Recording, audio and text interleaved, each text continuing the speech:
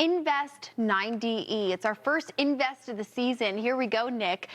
We're watching this development, loose circulation around these blossoming thunderstorms. 90% chance that we could likely see our first named storm of the season here in the EPAC. And this is hot off the press. We just got this info a few moments ago, and this isn't necessarily anything that we weren't expecting. I think we expect this to become a tropical depression by Wednesday, so we're taking the steps towards doing that. Right. And there's your likely development area. This isn't like a forecast cone. This is where we expect it to become a possible tropical depression. Right. Anywhere within this zone, we could see that circulation come together. And just a little refresher on what an invest means. It's an area of investigation. Yeah. And so special computer models are now initiated in this zone to try to figure out exactly how this thunderstorm development is going to combine and congeal, and then maybe track it along its way. But we do have different naming conventions when it comes to the Invest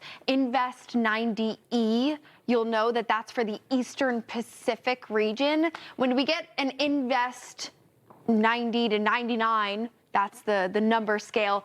L, that's when we know we're following the Atlantic Basin. Thank you for that. That was a brush up that I think I needed maybe more or as much as the viewer. So all that to say, we're going to watch this invest as it continues to get its act together in waters that are plenty warm right now, 80s, even 90s in some spots. But it's going to run into, when it does organize, if it does organize, it's going to run into some much cooler water pretty quickly. And that's not just going to be a speed bump. That's going to be a brick wall. It's like an ice bath. Yeah. You go for a real long run and then you dip yourself in the ice and forget it. Everything's a hard stop. But Alvin would be the first name on the list, checked off. We'll likely see that at some point this upcoming week. Now, that cooler water, wind shear, going to slow it down. So not expecting any major impacts to land with this particular storm. But I think we do want to watch maybe some of the moisture content. Could we see that blossom a little farther to the north? We'll be watching it. But nonetheless, we are well on our way to the Eastern Pacific hurricane season.